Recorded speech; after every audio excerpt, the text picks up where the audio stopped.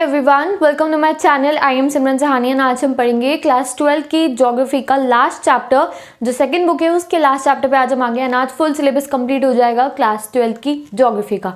ठीक है, तो अगर आपको बाकी वीडियोस देखनी है ज्योग्राफी की तो डिस्क्रिप्शन बॉक्स में प्लेलिस्ट गिवन है, फुल चैप्टर्स आपको मिल जाएंगे, वीडियो ढूंढने की जरूरत नहीं पड़ेगी। क्लास 12 के सारे चैप्टर्स आपको ज्योग्राफी के मिल जाएंगे एंड बाकी सब्जेक्ट भी, हिस्ट्री, पॉलिटिकल, इको एंड आपका psychology, sociology, everything you will get on my YouTube channel. And जो इसके नोट्स होते हैं, मैप वर्क होते हैं, एक्स्ट्रा क्वेश्चन होते हैं हर एक सब्जेक्ट के, ज्योग्राफी नहीं every subject of humanities, English also, वो मिलेगा मेरी इंस्टाग्राम आईडी पे। नोट्स मिलेंगे आपको, तो आईडी का लिंक मिला है डिस्क्रिप्शन में एंड यहाँ आपको स्क्रीन पे दिख रहा है। गो and follow me and get the study material. तो हम अपना चैप्टर स्टार्ट करते हैं। बहुत ही बेसिक चैप्टर है, बहुत अच्छा चैप्टर है, स्कोरिंग चैप्टर है। क्या है? पॉल्यूशन। तो अभी इसको आप लर्न भी नहीं करो ना इनके स्टार्टिंग के पोर्शन को, तो that's not very big thing. तुम्हें बस क्या करना है, पॉल्यूशन का आपको अंदर तक मीनिंग समझ लेना है कि 2 वर्ड्स तुम्हें बना के पॉल्यूशन की डेफिनेशन लिखनी आनी चाहिए, पॉल्यूशन कितने टाइप की होती है ये आनी चाहिए, और डायरेक्ट क्वेश्चन आएगा इस पे एग्जाम में and you will get the full marks.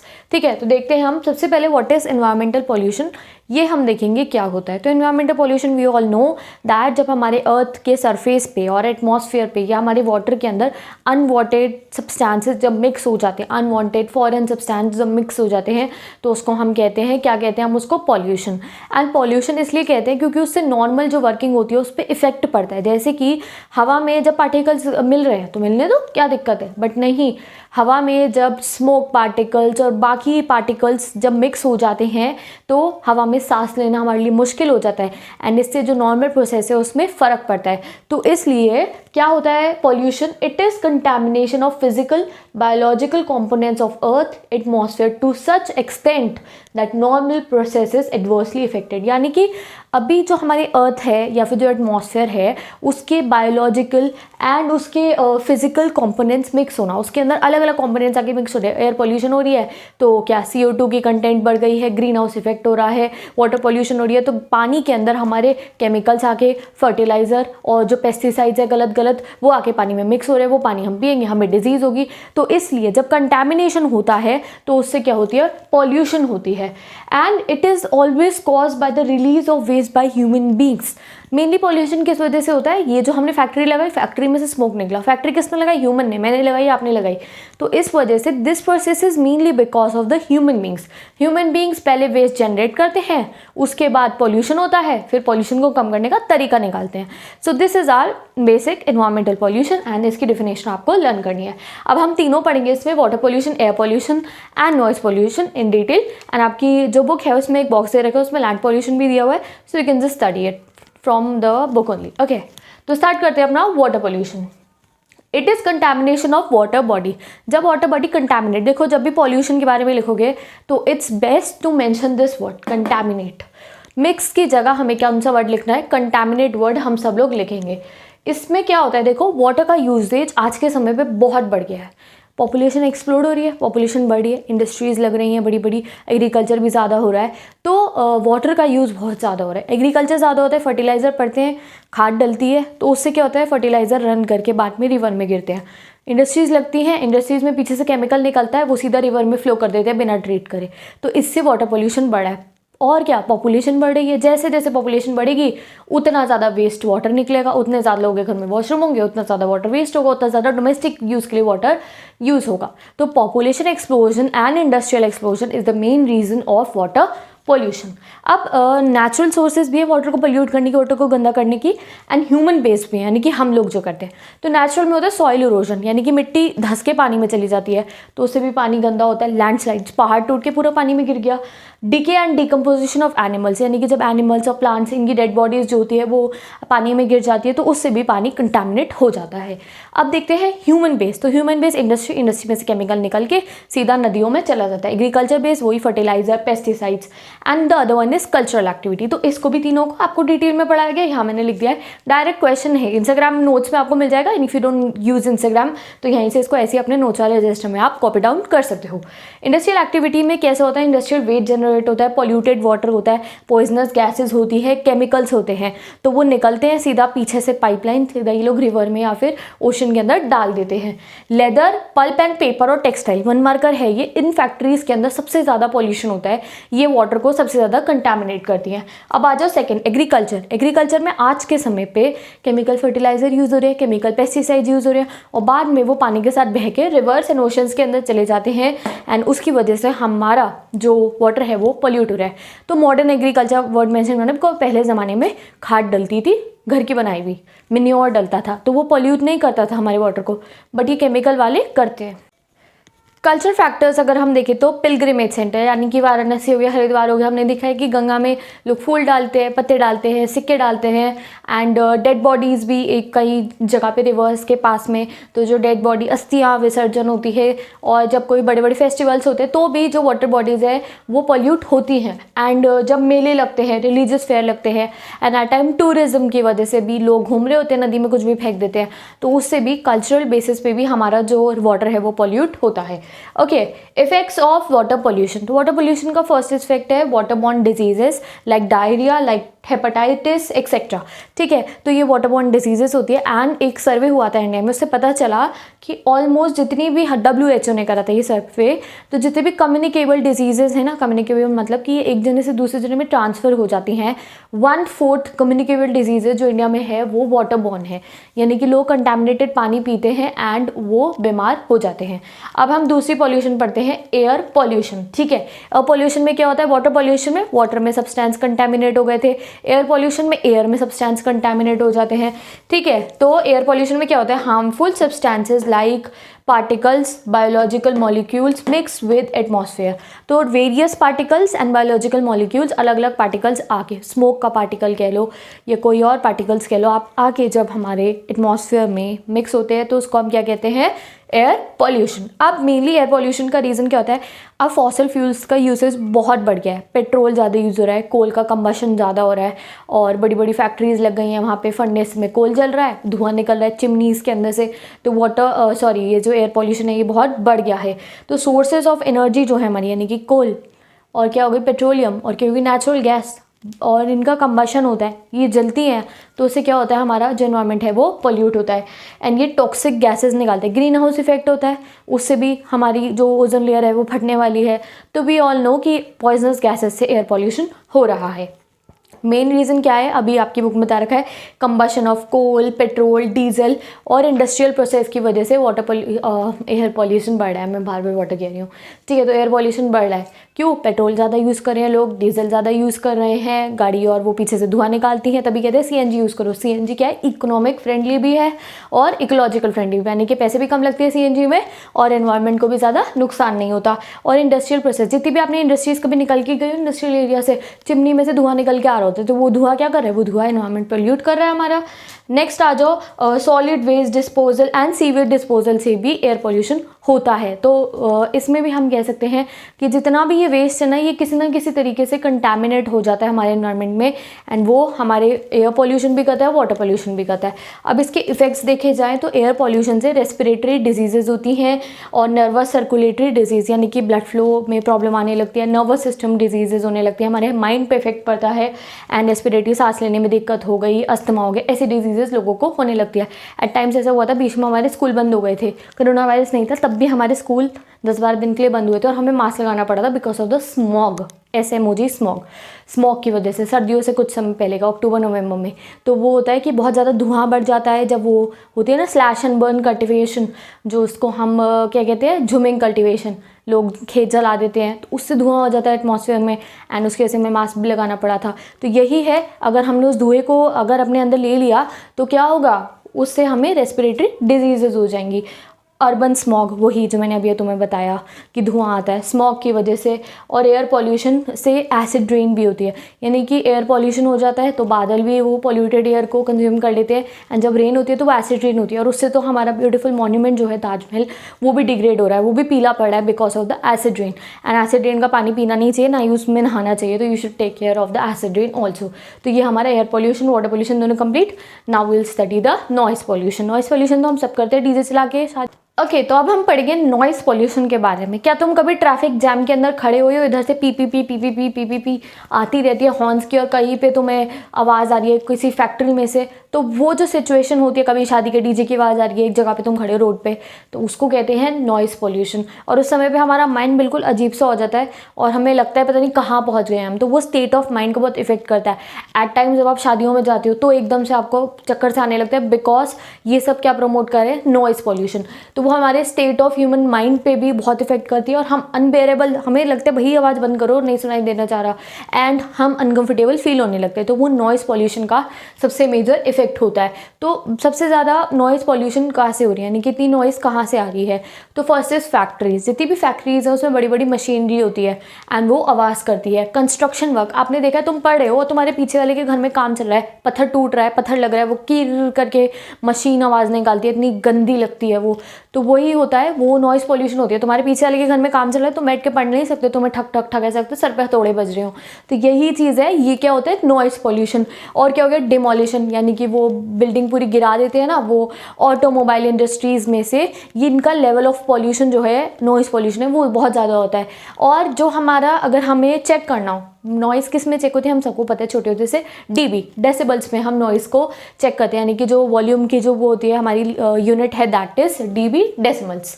ठीक है। अब हमारे को सबसे ज़्यादा ट्रैफिक से भी नॉइज़ आती है। आपने देखा होगा सिटीज़ में बहुत शोर रहता है, गाँव में जाओगे, सबअर्ब्स में जाओगे, शांति रहती है, ट्रैफिक की आवाज़ नहीं होती। इंटेंसिटी भी इफ़ेक्ट करती है, जैसे जैसे एयरक्राफ्ट, यानी कि जहाँ पे एरोप्लेन होते हैं, हमारा एयरपोर्ट हो गया, और व्हीकल्स हो गई, ये जितने भी व्हीकल्स रोड पे चल रहे हैं, रेलवे स्टेशन, और रोड से दूर आप जाओगे तो आपको आवाज़ कम सुनाई देगी, आपको शांति लगेगी। एंड ऐसा ही होता है, लोग अपना घर, जो मेन रोड्स हैं, जो बस अड्डे के पास में आप कह लो, या रेलवे स्टेशन के पास में आप कह लो, या सब्जी मंडी के आप पास में कह लो, लोग अपना घर नहीं बनाना चाहते। क्यों? क्योंकि बहुत आवाज़ आती है, इसलिए लोग अपना घर दूरी पे रखना चाहिए। जितना आप दूर होगे एयरपोर्ट से, बस स्टॉप से, रेलवे स्टेशन से, उतना आप कंफर्टेबली अपनी लाइफ जी सकते हो, बिकॉज नॉइस आपको नहीं आएगी। ठीक है। तो जैसे जैसे डिस्टेंस बढ़ता रहता है वैसे वैसे नॉइस पोल्यूशन का लेवल कम होता रहता है। तो यहाँ आपका नॉइस पोल्यूशन भी कंप्लीट है, बिल्कुल बच्चों वाला था ये। अब पढ़ते अपना next, urban waste disposal system. यानी कि ये जो इतना कूड़ा मचाते हैं हम, व्हाट इज़ कूड़ा, वेस्ट। अब जो वेस्ट होता है हर टाइप का होता है। तुम्हारी जो पेंसिल बची है वो भी वेस्ट है, जो तुम्हारा पेन यूज़ कर लेते हो वो भी वेस्ट है, जो तुम्हारा प्लास्टिक का ग्लास है वो भी वेस्ट है, एंड जो तुमने चिप्स खाए उसका रैपर वो भी वेस्ट है। तो ये सब वेस्ट जाता कहाँ है, that we will study, urban waste disposal system. तो जो सॉलिड वेस्ट है अलग अलग टाइप का होता है। एक होता है लिक्विड वेस्ट, यानी कि घर का गंदा पानी है, we will here talk about the solid waste. तो सॉलिड वेस्ट होता है broken metal, glass, plastic, CD, floppies, ashes, यानी राख, अपने घर में बारबेक्यू करा है उसकी जो राख है वो हो गई, या कुछ जलाया उसकी राख हो गई। तो ये सबको क्या कहते हैं हम, we call it garbage, we call it rubbish, we call it waste. तो ये कूड़ा होता है मेरी लैंग्वेज में कहो तो there are two types of कूड़ा, two types of garbage and rubbish. Household domestic waste, जो हम घर वाले लोग करते हैं, that is disposed on public land या फिर प्राइवेट कॉन्ट्रैक्टर की साइट। आपके घर के बाहर गाड़ी आती है, स्वच्छ भारत का इरादा, और वो क्या कहती है हमें कि नीले डब्बे में और हरे डब्बे में अलग अलग कूड़ा डाल दो, सूखा और गीला। फिर वो जो कूड़ा होता है वो लैंडफिल्स में जाके वो डाल देते हैं। तो वो कोई पब्लिक लैंड होता है, वहाँ पे जाके सारा कूड़ा पलट देते हैं, या फिर कोई प्राइवेट कॉन्ट्रैक्टर की साइट होती है, वो वहाँ पे डल जाते हैं। अगर आपने कभी दिल्ली में देखा होगा तो कूड़े के पहाड़ है कई जगह पे, ऊपर कौवे घूम रहे होते हैं उसके ऐसे ऐसे। तो वही होता है कि जो डोमेस्टिक वेस्ट होता है लोगों के घरों का, वो भी जाके हमारी जो कूड़े वाली गाड़ी है वो एक जगह पे डाल देती है। अब इंडस्ट्रियल एंड कमर्शियल वेस्ट, यानी कि जो फैक्ट्रीज में क्या कम वेस्ट निकलता होगा, तो वो काम किसका है, उसका वेस्ट हटाने का हमारी म्यूनसिपैलिटी का। म्यूनसिपैलिटी वेस्ट इकट्ठा करके लो लाइंग एरियाज़ में जाती है और वहाँ पे लैंडफिल कर देती है। हमने 6-7 में लैंडफिल पढ़ा था।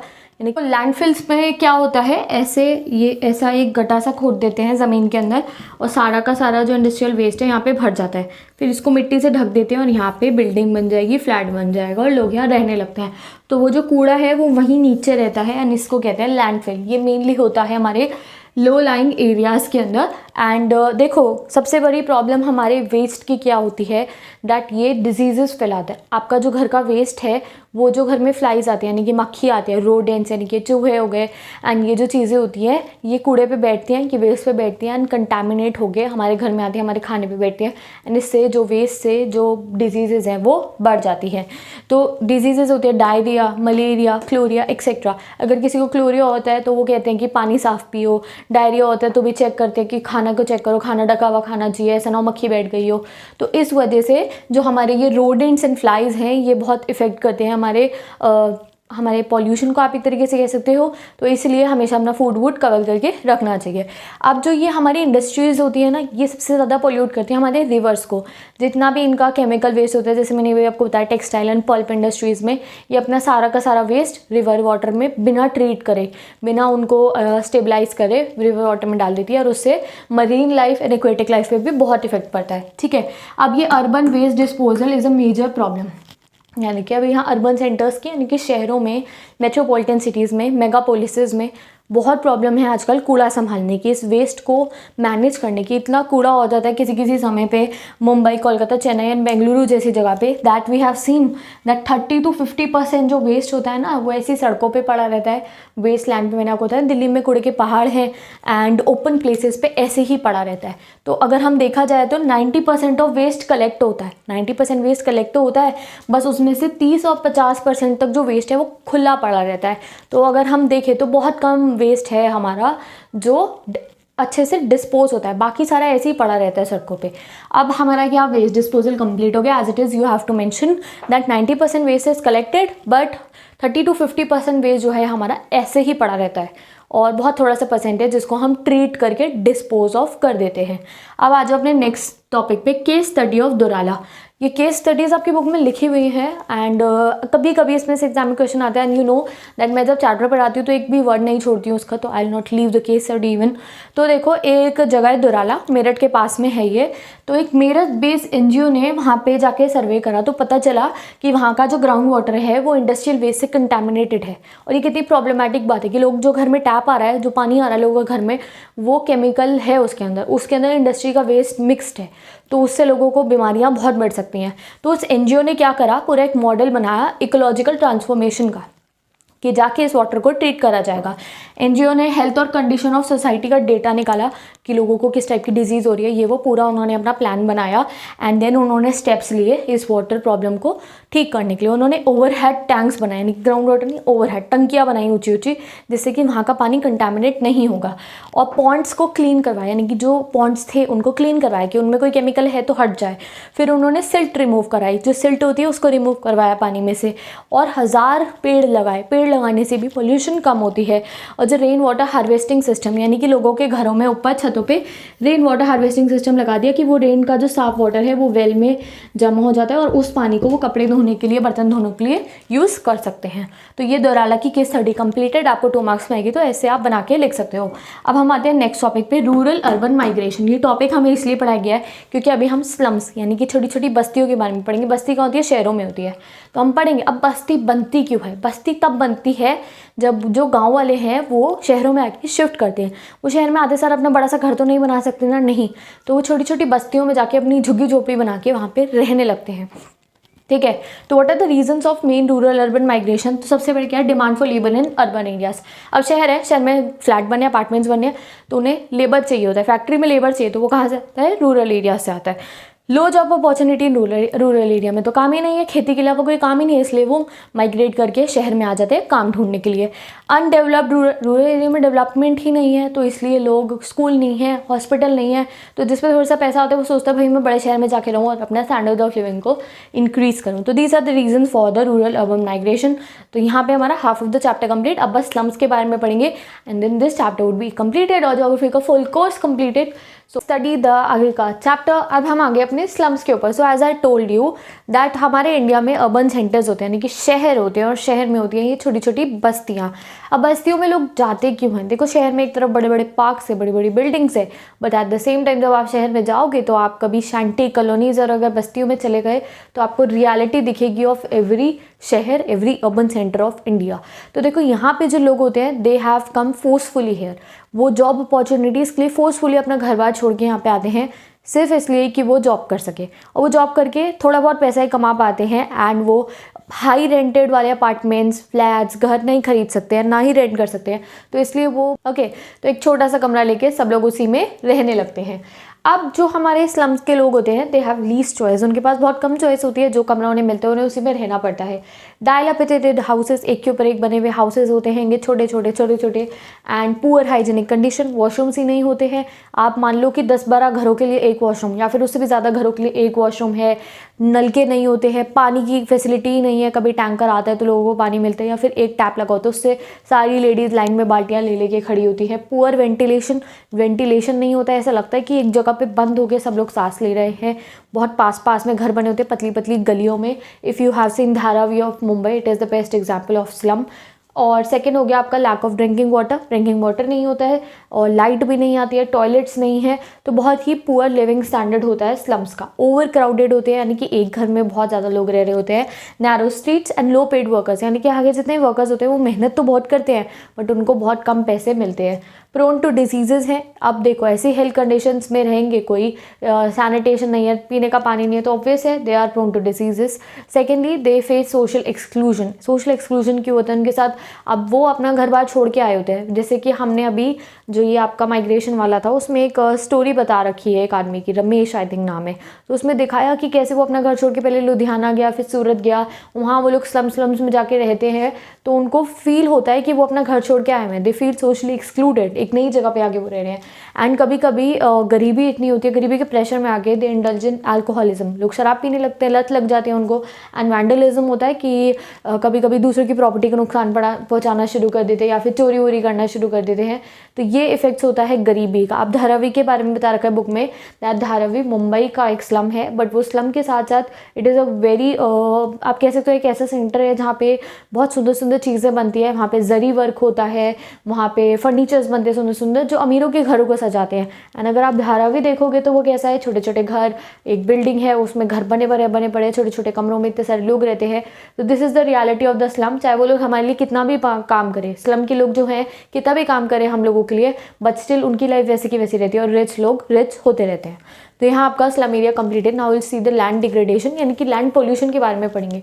तो लैंड पोल्यूशन दोनों फैक्टर्स की वजह से होती है, नेचुरल फैक्टर्स भी एंड जो हमारा ह्यूमन फैक्टर्स है, दोनों की वजह से। तो सबसे पहले होता है एग्रीकल्चर की वजह से, increase in agriculture, fertiliser use होगा, लैंड डिग्रेड होगा। इंक्रीज इन पॉपुलेशन डेंसिटी, एक जगह पे बहुत सारे लोग रहने लगे, डेंसिटी बढ़ गई तो लैंड पॉल्यूट होगा, और इसी जगह में अगर सिर्फ 2 घर हैं तो ऑब्वियस है ये पॉल्यूशन कम करेंगे। फॉल्टी मेथड ऑफ एग्रीकल्चर, कई बार गलत तरीके से एग्रीकल्चर होता है तो पॉल्यूशन होता है। Use of fertiliser and pesticides, cutting of trees, of flood और हैवी रेन की वजह से भी जो लैंड है वो पॉल्यूट हो जाता है। अब हमारी एक है डिग्रेडेड लैंड, हमने पढ़ लिया कैसे होता है। अब there is a classification of waste land, यानी कि जो खराब लैंड है उसका क्लासिफिकेशन करता है NRSC, यानी कि नेशनल रिमोट सेंसिंग सेंटर। ये इसने बताया है कि कुछ नेचुरल एजेंट्स होते हैं, कुछ नेचुरल प्लस ह्यूमन एंड कुछ ह्यूमन एजेंट्स की वजह से जो लैंड है वो ख़राब हो जाता है। तो नेचुरल एजेंट्स, गलीज जो बनी होती है, रेवेनस लैंड हो गया, डेजर्टेड कोस्टल लैंड, वहाँ पे हम खेती नहीं कर सकते हैं और वहाँ पे जाके लोग रह भी नहीं सकते हैं। बैरन रॉकी लैंड, जो रॉकी टेरेन्स होती हैं, और जो स्टीप स्लोप है, यानी कि बहुत ज़्यादा ये स्लोप है, यहाँ कौन रह सकता है। एंड ग्लेशियल एरिया, यानी कि बहुत ठंड है वहाँ पे भी कोई नहीं। These are the natural ones and they are degraded, they are waste land, हम इनको यूज़ नहीं कर सकते, ना ही खेती करने के लिए एंड ना ही we can go and live there. अब आते हैं नेचुरल प्लस ह्यूमन फैक्टर्स। ये होता है water lodging, marshy areas and सेलाइन areas. Water lodging क्या होती है, पानी एक जगह पे जम गया, पानी आके रुक गया है यहाँ पे, तो ये लैंड सड़ जाएगा, ख़राब हो जाएगा, ये लैंड में सैलिनिटी आ जाएगी, यानी कि सॉल्ट कंटेंट बढ़ जाएगा सॉइल के अंदर, वाटर के अंदर जो पड़ा होगा उसके अंदर, एंड इससे जो लैंड है फुल ऑन डिग्रेड हो जाएगा। तो ये नेचुरली भी एंड ह्यूमन फैक्टर्स। पानी तो चलो आके कहीं पे रुक गया, तो अब ह्यूमंस का काम है कि वो स्लोप बनाए और उस पानी को वहाँ पे रुकने ना दे। तो नेचुरल एंड ह्यूमन फैक्टर्स की वजह से वाटर लॉज हो जाता है, रुक जाता है एक जगह पे, and then it leads to salinity, alkalinity, marshy areas, यानी कि दलदल टाइप बन जाता है, एंड इससे जो लैंड है वो खराब हो जाता है। एंड अगर खाली ह्यूमन फैक्टर्स हम देखें जिसकी वजह से लैंड वेस्ट होता है, तो शिफ्टिंग कल्टीवेशन, हमें पता है झूमिंग कल्टीवेशन है, स्लैश एंड बर्न, एक जगह को जला दिया, फिर वहाँ के मिनरल्स रिस्टोर करे, ये करा वो करा, तो फार्मिंग में बहुत लैंड वेस्ट हो जाता है जब कल्टीवेशन फार्मिंग होती है, कौन सी, शिफ्टिंग वाली। और डिग्रेडेड प्लांटेशन क्रॉप होती है जहाँ पे टी एंड कॉफ़ी उगाई जाती है, जब वो डिग्रेड हो जाते हैं उसको वैसे ही छोड़ देते हैं। डिग्रेडेड फॉरेस्ट, डिग्रेडेड पैस्चर्स कौन से, यानी कि घास चरने के लिए ग्रेजिंग लैंड होते हैं, जहाँ पे घास खत्म हो गई तो वो वैसे का वैसे ही पड़ा, उसे रिस्टोर करने की कोशिश ही नहीं की गई। Mining areas, industrial lands, waste lands, तो ये वेस्ट लैंड्स होते हैं, यहाँ पे ना हम खेती कर सकते हैं ना ही जाके हम we can do the settlements. तो ये NRCC ने इसको करा है and this is a 2 marker for your exam, और यू कैन से आपको ये कई बार शॉर्ट आंसर्स में आता है, तो आपको natural plus human agent and human agents को अच्छे से लर्न करके रखना है। अब हम पढ़ेंगे case study of a Jhabua district. ये one of the least developed district है हमारे इंडिया की, एंड यहाँ पे कोशिश की गई डेवलपमेंट लाने की। लेट्स सी, ये वेस्टर्न मोस्ट डिस्ट्रिक्ट है ऑफ मध्य प्रदेश एंड 5 जो मोस्ट बैकवर्ड डिस्ट्रिक्ट है उनमें से एक है ये इंडिया की, ठीक है। यहाँ पे high concentration of tribal population है, कौन सी, मेनली हिल्स जो ट्राइब है वो यहाँ पे है। यहाँ पे पॉवर्टी है, जो यहाँ की नेचुरल रिसोर्सेज है वो डिग्रेडेड है, लैंड डिग्रेडेड है, तो यहाँ पे लोगों के लिए एग्रीकल्चर के थ्रू डेवलपमेंट लाना मुश्किल है and there is low sources of income और लैंड डिग्रेडेड है। तो यहाँ पे इसलिए टीम गई और उसने करा कि हम यहाँ पे लेकर आएंगे watershed management programme. Now what is watershed management programme? Watershed management programme में एक एरिया के अंदर वहाँ का वाटर रिसोर्सेज और बाकी जितनी भी रिसोर्स है, फ्लोरा है, फौना है, कोई भी रिसोर्स है, उसको यूटिलाइज करके वहाँ का इकोलॉजिकल बैलेंस करने की कोशिश की जाती है। पेड़ लगाओ, सॉइल की फर्टिलिटी बढ़ाओ, ग्रासलैंड्स बनाओ, एनिमल्स को फूड प्रोवाइड करो, सो दैट वहाँ का जो इकोलॉजिकल बैलेंस है वो रिस्टोर हो जाए और हर घर तक अच्छे तरीके से, हर एक एरिया तक अच्छे से पानी पहुँचे, जिससे जो डिग्रेडेड लैंड है वो ठीक हो जाए। तो ये पूरा एक वाटरशेड मैनेजमेंट होता है जो प्लानर्स की जो टीम होती है वो जाकर करती है, ठीक है। तो इसको फंड किसने करा था? रूरल मिनिस्ट्री ने, और रूरल मिनिस्ट्री और एग्रीकल्चर मिनिस्ट्री ने इस वाटरशेड मैनेजमेंट को इस डिस्ट्रिक्ट में फंड करा था और गवर्नमेंट सक्सेसफुल रही थी, काफ़ी इंप्रूव हुई यहाँ की कंडीशन, यहाँ की जो सॉइल थी उसकी क्वालिटी अच्छी हुई और लैंड डिग्रेड होने से बच गया। तो अब यहाँ पे हम लोग क्या कर सकते हैं? एग्रीकल्चर प्रैक्टिस कर सकते हैं, लोग इनकम जनरेट कर सकते हैं। क्या होता है वाटरशेड मैनेजमेंट में? लैंड, वाटर, वेजिटेशन, लाइवलीहुड को और नेचुरल रिसोर्सेज को हम मैनेज करते हैं। एंड मैनेजमेंट के लिए सबसे ज़रूरी क्या चीज़ है यहाँ पे? कम्युनिटी का पार्टिसिपेशन। जब तक लोग, कम्युनिटी जो है वो पार्टिसिपेट नहीं करेगी तब तक watershed management can not be successful. 5 years का एक एजेंडा लेके चले थे ये प्लानिंग कमीशन वाले यहाँ पे। तो Rajiv Gandhi mission of watershed के अंडर ये प्रोग्राम यहाँ पे वाटरशेड लॉन्च हुआ था एंड इससे जो 20% लैंड एरिया था जो डिग्रेडेड था दैट वाज ट्रीटेड। अब जो कुछ चीज़ें करी गई थी यहाँ के लैंड को बेटर बनाने के लिए, दैट वाज कि हर एक हाउस होल्ड में और कॉमन प्रॉपर्टी पे ट्रीज़ लगाने की कोशिश की गई कि हर कोई जिसका घर है, कॉमन प्रॉपर्टी है, वहाँ पे एक ट्री ज़रूर लगाएंगे।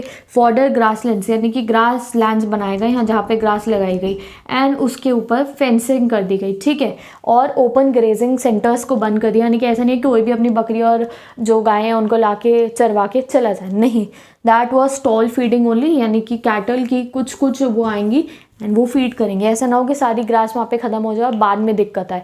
तो अच्छे तरीके से मैनेज करके जहाँ का लैंड था उसकी क्वालिटी को अच्छा करा गया, सॉइल की क्वालिटी को अच्छा कर गया, जिससे एग्रीकल्चर हो एंड इनकम जनरेट हो पाए एंड ये बैकवर्ड से बेटर डिस्ट्रिक्ट बन जाए। तो ये आपकी केस स्टडी थी, तो not that important but still हमें पता होना चाहिए।